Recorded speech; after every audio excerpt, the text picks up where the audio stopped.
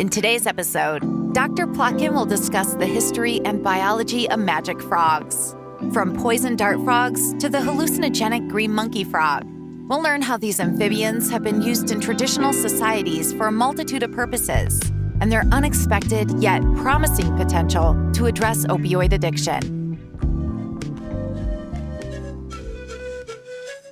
Welcome back to Plants of the Gods. Today I want to talk about magic frogs. Frogs that are hallucinogenic, but also frogs that are poisonous and frogs that are venomous, which is not the same thing. And I'll conclude by sharing some information about a new hallucinogenic frog that I encountered in the remote rainforests of the Northeast Amazon. In October of 1969, the intrepid photojournalist explorer Lauren McIntyre, who would later find the source lake of the Amazon, was in search of a remote tribe in the northwest Amazon, then known as the Mayaruna, now more commonly known as the Matses, who were believed to live in the uncharted rainforest along the Brazil-Peru border. They're also known as the jaguar people because of their custom of inserting jungle grasses into their perforated nostrils to give them a cat-like appearance in homage to the jaguar, which is their sacred animal. McIntyre managed to make contact with them near the headwaters of the Javari River, and at their invitation, he followed them into the jungle. After a nearly sleepless night in a Mayaruna encampment, McIntyre, again at their invitation, joined in a tribal dance that lasted several hours. At the conclusion of the festival, the indigenous peoples opened palm leaf baskets and removed large green monkey frogs. They then made cuts in their forearms and rubbed the amphibian skin secretions into the open wounds. Invited to participate, the American thought it would be rude to decline and extended his arm. Much to his astonishment, he found the potion to be highly hallucinogenic. According to McIntyre, the Matses employ the frog slime as hunting magic. By absorbing the amphibian secretions, one becomes smarter, stronger, bolder, and able to communicate telepathically with other members of the tribe, and is able to see precisely where the game animals would be the following day. Ironically, McIntyre was so shaken by this experience that he never wrote about it in any detail, even though he was a gifted writer. Having heard McIntyre recount his experience, Peter Gorman, an equally extraordinary character and former editor of High Times magazine, who had already logged years of travel in Amazonia as an investigative journalist, visited the Matses and came away with equally extraordinary tales. He told me, quote, "My blood pressure went through the roof and I thought I was having a heart attack. I lost full control of my bodily functions and passed out in a hammock. Hours later, I felt like I'd basically returned to normal, but I felt particularly powerful and omniscient for 2 more days. In my frog dream, I saw a jungle scene in which a tapir was crossing a stream. The next day we went out hunting and I found myself at the stream where the tapir had crossed in my vision. And, as if on cue, the tapir appeared and crossed the stream. I'm convinced that this is why the Matses say they take the frog slime for hunting magic." Though there had been at least 2 somewhat desultory reports of frog medicine earlier, one from a French anthropologist in the 20s and another from an American anthropologist in the 60s, it was McIntyre's account, which was in fact published by Petru Popescu as Amazon Beaming, and by Gorman in his book, Sapo and My Soul, which brought this phenomenon to the attention of the general public. Side note, McIntyre's experience with the Matses was brought to the stage in a brilliant one-man play by Simon McBurney. It was a hit both in London and New York. Gorman not only produced the definitive book on the green monkey frog, more commonly known as Sapo or Kambo, but also produced a terrific book on ayahuasca called Ayahuasca in My Blood. I recommend both of them, Ayahuasca in My Blood and Sapo and My Soul by Peter Gorman, as well as Petru Popescu's book about McIntyre, Amazon Beaming. In addition to running a bar in the Amazonian port town of Iquitos, Gorman has written about camel fairs, crocodile farms, hashish collecting, and rat catchers, and has published pieces in both the New York Times and the Boston Globe. He's an amazing fellow. Nevertheless, subsequent laboratory analysis of the green monkey frog, after having been brought to the public's attention by Gorman and McIntyre and others, it yielded some spectacular finds. A host of novel peptides, at least 7 of which are highly active in the human body, which have been studied as a potential means of increasing the permeability of the blood-brain barrier, which is one of the holy grails of modern medicine. The point here is that these hallucinogenic compounds may have uses far beyond that of religion and ritual and hunting magic, but may have very different therapeutic uses in our own society. An even more striking find in the monkey frog skin was a new opioid termed dermorphin, which is 30 times more potent a painkiller than morphine. It seems that dermorphin is less likely to cause addiction than opiates, meaning that it might one day prove in some form to be useful both as a painkiller and even as a treatment for addiction. Weirdly, dermorphin has already demonstrated its utility in one peculiar, lucrative, and illegal way: doping of racehorses. The compound has been administered to thoroughbreds who then run faster because they feel no pain and who could then pass a drug screen designed to search for the presence of amphetamines, which dermorphin is not. A better-known skin toxin from neotropical frogs is that of dart poison. These brightly colored frogs occur from Central America down through tropical South America. Most of the 170 species of the small frogs that harbor these toxins are found in the Amazon. The bright coloration is the herpetological equivalent of, quote, "don't tread on me." It's a warning sign to potential predators that these tiny and seemingly defenseless creatures are highly poisonous. A warning coloration scheme known as aposematism, aposematism. Essentially, aposematism is the polar opposite of camouflage, where an animal is trying not to be seen. With aposematism, the animal is trying to be seen and say, "Keep away, I'm deadly poisonous." Ironically, the skin of poison dart frogs of the Amazon are not applied to darts by indigenous peoples of the Amazon. This was in fact carried out by indigenous peoples of the rainforest of the Chocó in northwestern Colombia. There they employed the skin secretions of the most poisonous species of all, known by its scientific name, Phyllobates terribilis, a 1-inch individual of which could produce enough poison to kill 10 humans or 10,000 mice. Another striking and potentially useful compound from this group of poison dart amphibians comes from southwestern Ecuador. It was found to contain a novel compound called epibatidine, which was over 100 times more potent than morphine. But its natural form is too toxic to be used in humans, but it may one day also be proven useful in modern medicine. The search for and the analysis of this frog represents one of the greatest ethnozoological detective stories ever told. Time was running out, and the indefatigable frog detective Dr. John Daly decided to risk everything in one of the boldest scientific crapshoots of the 20th century. Daly had in his possession a tiny vial of an almost irreplaceable frog skin extract that held the possibility of revolutionizing the way we treat pain, that might be turned into a $1 billion a year drug and that might relieve incredible agony and human suffering.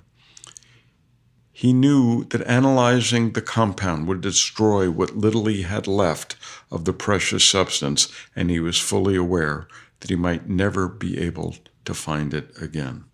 For over a quarter of a century, Daly had been combing the remote jungles of Central and South America, braving bandits, narco-traffickers, malaria, and myriad other hazards in what many would consider to be a quixotic quest.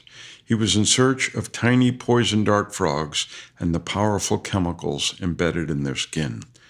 Daly knew that indigenous peoples in northwestern Colombia rubbed the skins of these frogs on their blow darts so that even a scratch would prove lethal. It was Daly's fervent belief that these potent poisons might one day help alleviate human suffering. When Daly began his investigations in the 1960s, the technology necessary to analyze the frog compounds was both slow and tedious and inefficient as well. Unlike the Amazon kururu frog, which can tip the scales at over 7 pounds, poison dart frogs are tiny enough to perch comfortably on the tip of your little finger.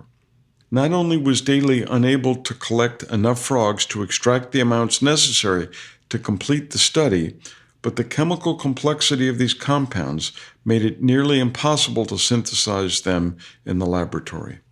A 1966 article on Daly's research on Colombian frogs was published in the Medical World News, and it caught the eye of Charles Myers, then a graduate student conducting research in Panama, who later became a senior scientist at the American Museum of Natural History in New York City. Unlike Daly, who was trained as a chemist, Myers was a herpetologist, a biologist specializing in reptiles and amphibians. Hence, his background complemented that of Daly's. Myers wrote a letter to Daly proposing a collaboration, and that continued for decades afterwards. The two Americans began their partnership in Panama and then moved further south in 1974.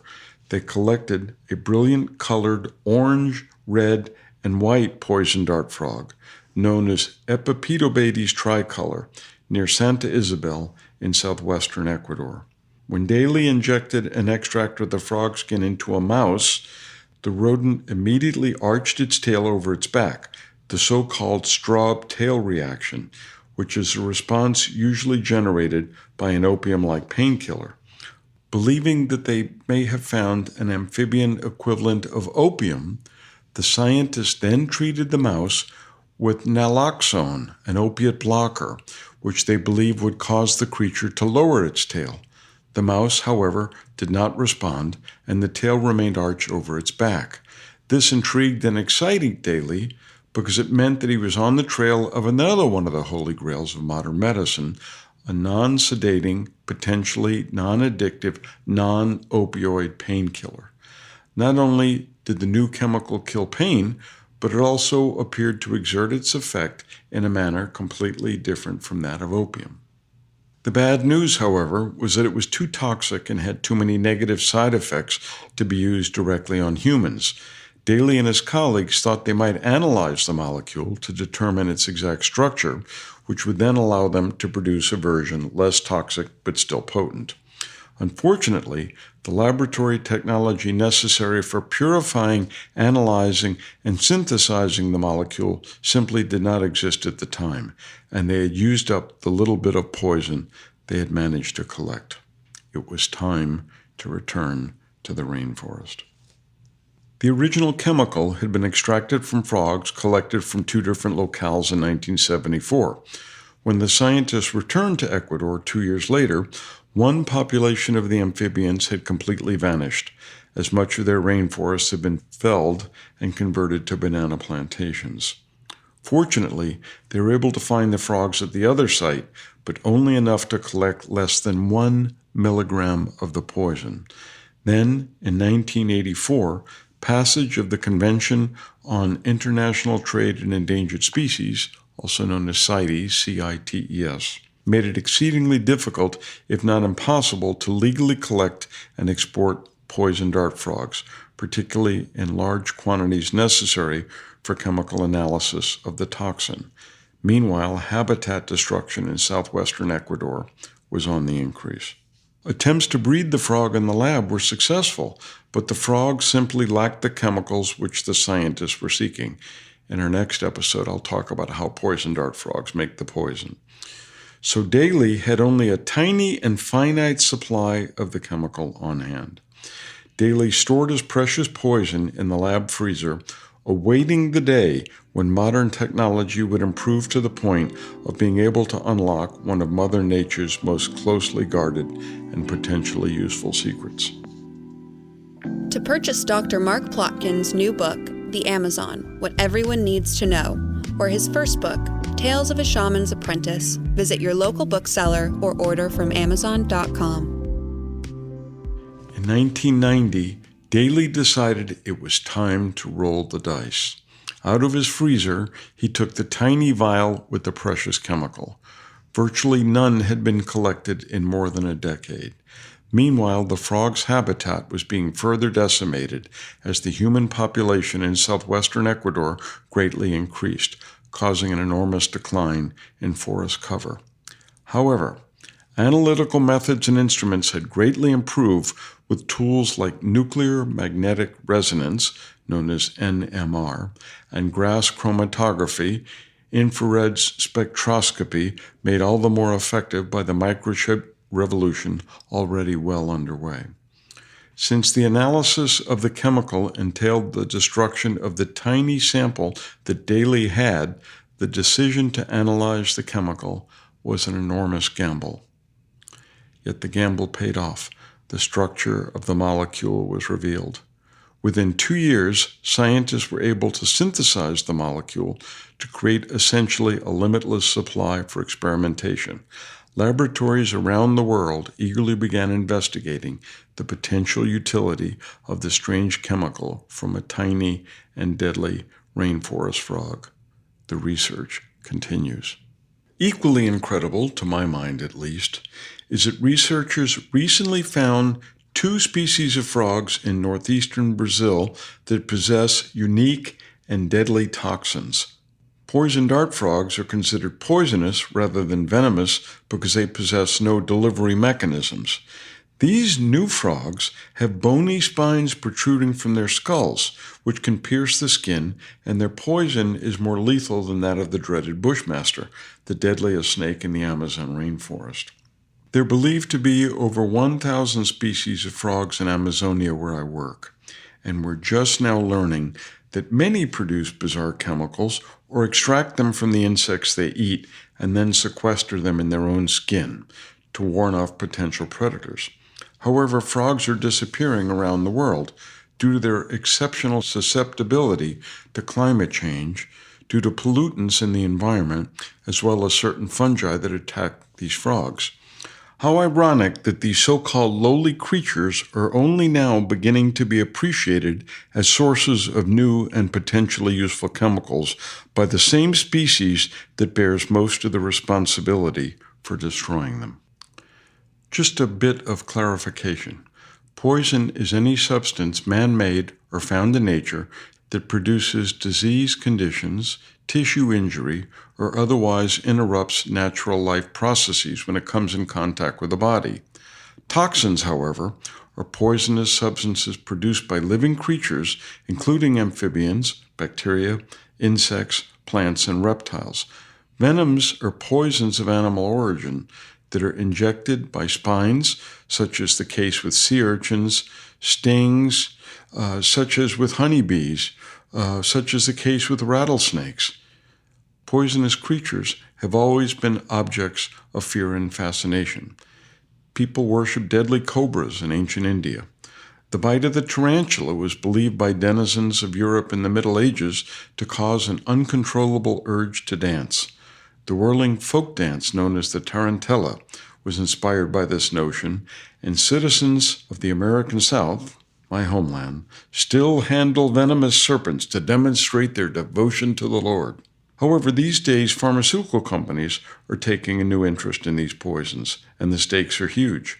A single blockbuster drug, like the high blood pressure drug Capitan, which was developed in part based on studies of Brazilian viper venom, can earn billions of dollars a year.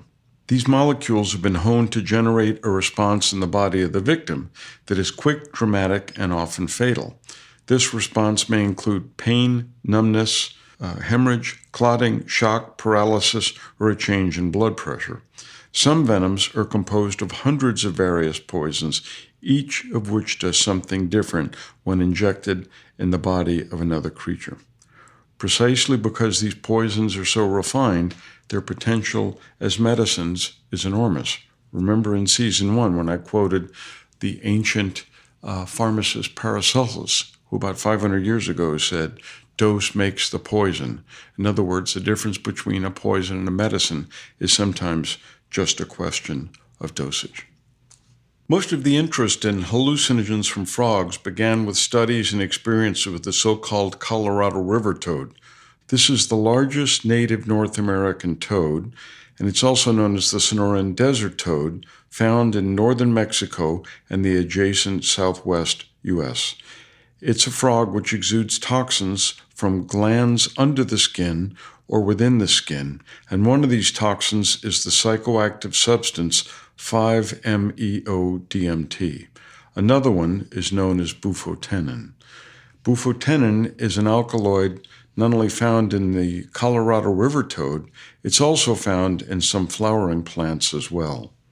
The name bufotenin originates from the toad genus Bufo, which formerly was the scientific name of this frog, which also includes several other psychoactive toads.